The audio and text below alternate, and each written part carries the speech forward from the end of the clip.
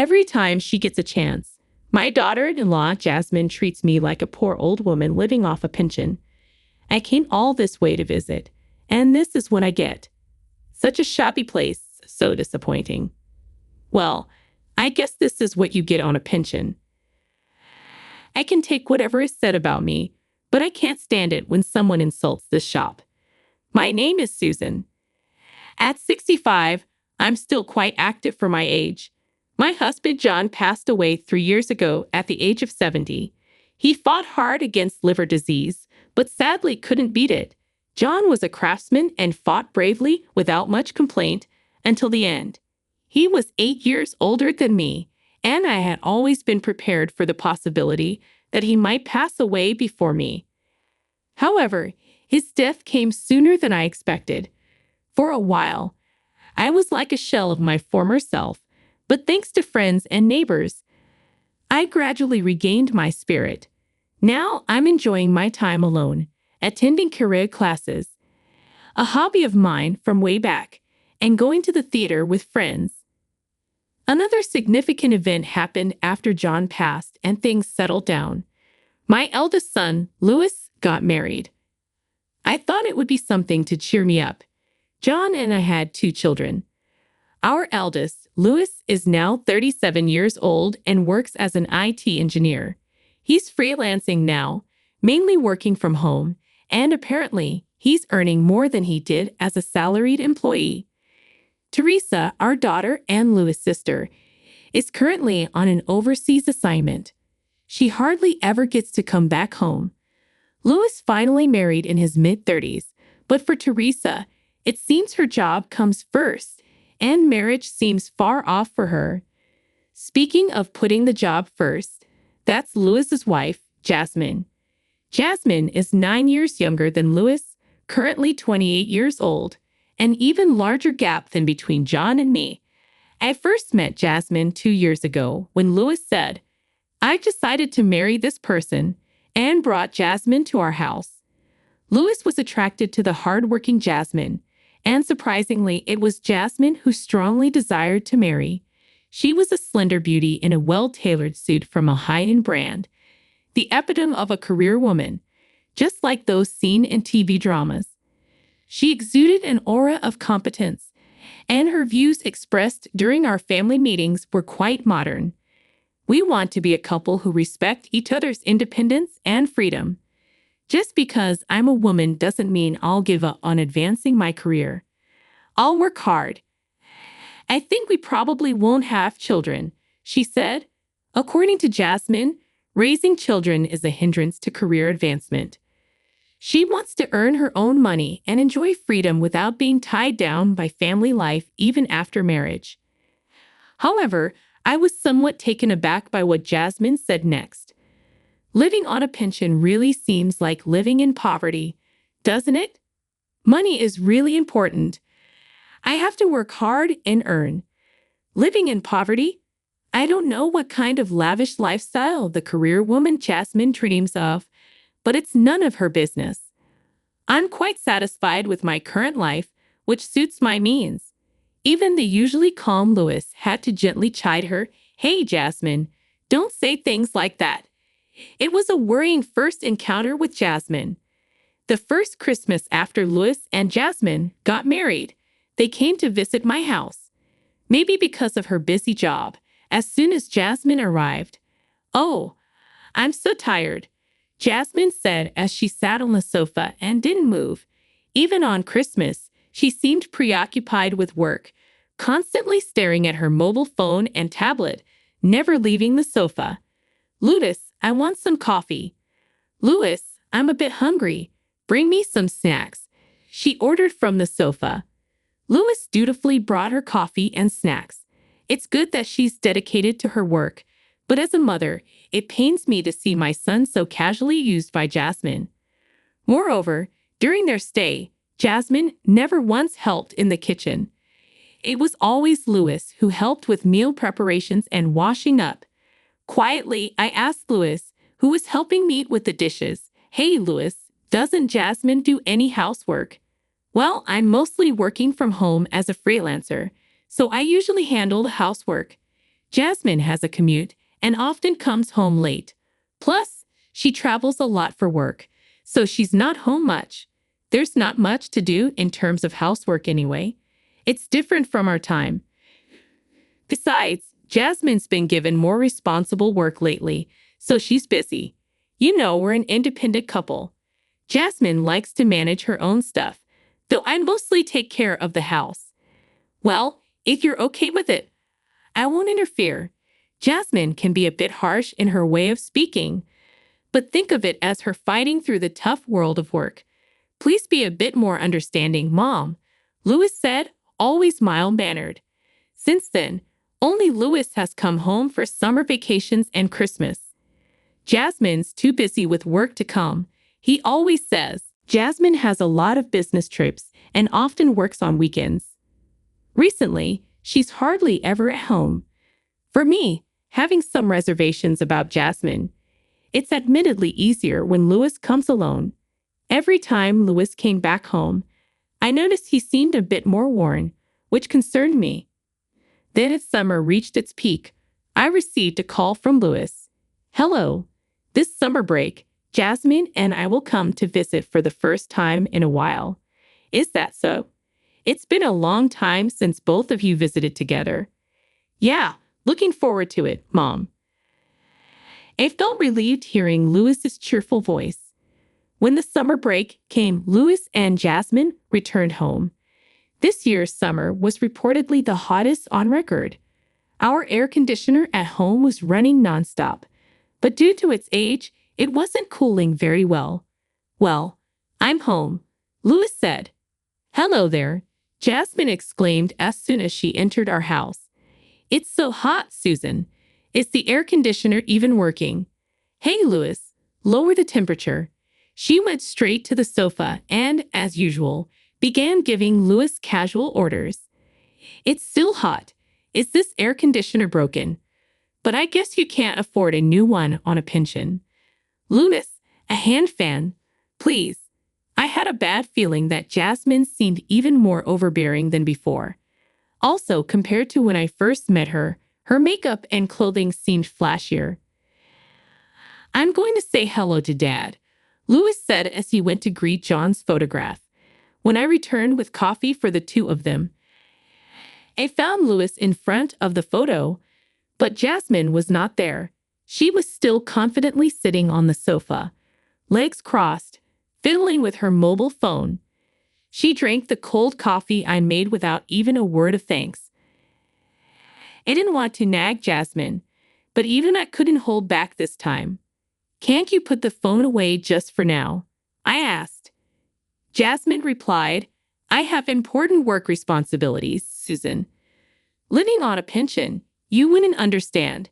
What does living on a pension have to do with this? I wanted to say something back to Jasmine, but she spoke up again. The reason Susan can live on a pension is because of the money we work hard to earn. So as someone who works hard every day, I don't have to move in front of people living on pensions. Really? Such excuses? Is this what being weathered by the rough seas of society does to a person? I felt bad for Louis, but I didn't want Jasmine to come over anymore. Knowing she wouldn't help in the kitchen, I made a dinner reservation at a restaurant that holds special memories for our family. It's not the most elegant establishment, but the food is exquisite. When it was time, Louis, Jasmine, and I headed to the restaurant. Upon arrival, we were guided to a private room that had been prepared for us. Ah, I'm going to say hello to Chef Brown. It's been a while since we've been here, Louis said before entering the private room, leaving me alone with Jasmine. Just the two of us. I felt uncomfortable and uneasy. Jasmine, as usual, was busy with her mobile phone. Just as I thought I should start a conversation, Jasmine spoke first. I came all this way to visit, and this is the place. Kind of disappointing. Oh, why? The food hasn't even been served yet. This restaurant is really delicious, you know. I tried to explain our family's connection to the restaurant, but Jasmine interrupted me. I work in the city, you know, and the places I usually go to for private dining or entertaining guests are those trendy ones featured in magazines. I doubt there are any stylish places like that in the countryside. This place is so impoverished. Well, I guess that's what you get when you're living on a pension, Susan. Jasmine, how can you say such things? Please don't speak ill of this restaurant. I replied. I didn't mind her belittling me for living on a pension, but Jasmine was now insulting our family's cherished restaurant. Various thoughts I had been holding back swirled in my heart. Today, I had had enough. It was time to stand up to Jasmine.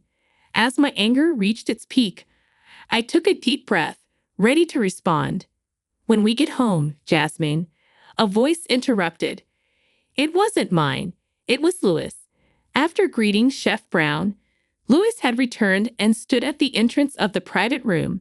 His eyes had a coldness as his parent had never seen before. I will absolutely not tolerate anyone speaking ill of this restaurant. His eyes said, Jasmine, this restaurant you see was started by my dad and mom. Jasmine must have never seen Louis so angry before. She couldn't continue her usual haughty behavior. My father was a chef. He and my mom started this restaurant together and put their hearts into it. It's a precious place for us, filled with cherished memories. And you call it impoverished. Indeed, this restaurant was started by John and me, just as Louis said. John was a skilled chef, and his cooking attracted locals who kept the restaurant always full. It wasn't a place with constant lines, but people from afar would come having heard about it. When the restaurant became busier, Chef Brown, now in charge of the kitchen, was John's right-hand man. Well, I didn't know that. You don't need to be so angry, Louis, Jasmine retorted, her face strained. Whether you knew it or not, there are things that are okay to say and things that are not. Louis's anger hadn't subsided yet. Today's Louis was different from usual. As I watched a bewildered Jasmine, I remembered the days when Louis was still in elementary school. He used to stop by the restaurant after school and often helped us out. He washed dishes with his small hands and cut vegetables next to John. Even after marrying Jasmine, it was always Louis who helped me out. This was my chance. I decided to fight back. Jasmine, you know I'm still the owner of this restaurant. I had planned to hand it over entirely to Chef Brown after John passed away, but Chef Brown, who was greatly indebted to John, insisted on looking after the restaurant until I turned 70. I still help out at the restaurant sometimes, and it provides enough income for me to live on my own. So I've arranged to start receiving my pension at 70. You keep belittling me for living on a pension, but guess what? I'm not even on a pension yet. Sorry to disappoint. Maybe I should add one more thing, Jasmine. Don't know what kind of lavish lifestyle you dream of with all your hard work, but I'm perfectly content with my life as it is, suited to my means. Thought you were living on a pension, Jasmine said, her tone uncertain. As you can see, I'll start receiving my pension when I turn 70. I still have money left by John that I haven't touched. I have no reason to be belittled by someone like you. Yes. I'm sorry, Jasmine stammered, looking down, diminished. Perhaps she hadn't expected such a retort from the always gentle Louis and me. Maybe John lent us his strength from beyond. Mom's right, Louis murmured softly. I looked at Louis, who was rummaging through his bag. He took out a bundle of envelopes and postcards and placed them in front of Jasmine. What is this? Jasmine asked as she took the bundle and checked its contents. Her face turned pale. No matter how hard you work outside, if you shop without restraint, you can't keep up with the payments, right? Wait, what? I didn't know these had arrived. I don't know anything about this, Jasmine protested. You're never home because of overtime and business trips. No time to check the mailbox. Louis replied, What's this all about? I asked, eyeing the bundle of mail Jasmine was holding. To my surprise, It was a stack of dunning letters from credit card companies. And another thing, Louis continued, half of these reminders are for purchases at men's stores. I've never known you to shop there, and I doubt you're wearing men's clothing. What's going on? No, that's not it. Jasmine protested. Louis, don't say such awful things. I can explain. I decided not to hold back any longer. Jasmine, explain this. I demanded firmly. It was for a present. I bought it for someone I owe a lot to at work. I was in a hurry, so I used my card. Jasmine stammered, her face reddening and her makeup starting to melt. For someone you owe a lot to, Louis repeated, pulling out another, larger envelope from his bag and thrusting it at Jasmine. What now? Jasmine hesitantly opened the envelope, her face turning pale. Inside were photos of her walking arm in arm with a flashy young man, entering an apartment building with him. The most damning evidence was left unspoken. What is this? You investigated me? Jasmine exclaimed, her voice sharp. With all those dunning letters, I had to look into it, Louis replied, resigned yet composed. What's wrong with taking a little break? I'm stressed from work, Louis. You're older and too calm. You don't provide any excitement. To me, you're just a house husband. I need some excitement outside or I can't stand it. Jasmine blurted out, now red-faced. Stop it right now, I shouted, my anger finally exploding. Jasmine, listen to me. How dare you treat Louis like a housewife when you're not supporting him? You said you wanted to be a self-reliant and free couple. How is overspending and infidelity being self-reliant and free? I don't want to see your face anymore. Get out of this restaurant right now. Susan, you don't need to get so angry. Louis interjected. Quiet, just get out. I insisted. Startled by the fury Louis and I had shown, Jasmine fled the restaurant. Chef Brown, who had been observing the scene, approached us. Is everything settled? Chef Brown asked. I'm sorry for causing a scene, Louis said. It seems I had to confront Jasmine. I explained the situation to you earlier. It's okay, Louis. Susan, the food is ready, so I'll bring it over. Just the family now. Please take your time, Chef Brown reassured us. Thank you.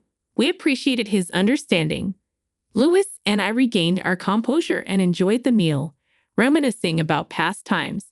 Chef Brown had faithfully continued John's flavors, bringing back fond memories. Afterwards, Louis stayed at my house while proceeding with the divorce. He left everything to a lawyer and moved his belongings out while Jasmine was at work. According to acquaintances, Jasmine continued to spend lavishly on men even after the divorce.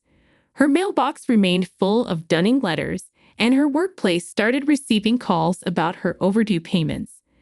Eventually, her workplace found out about the affair and divorce, leading to daily criticism at her job.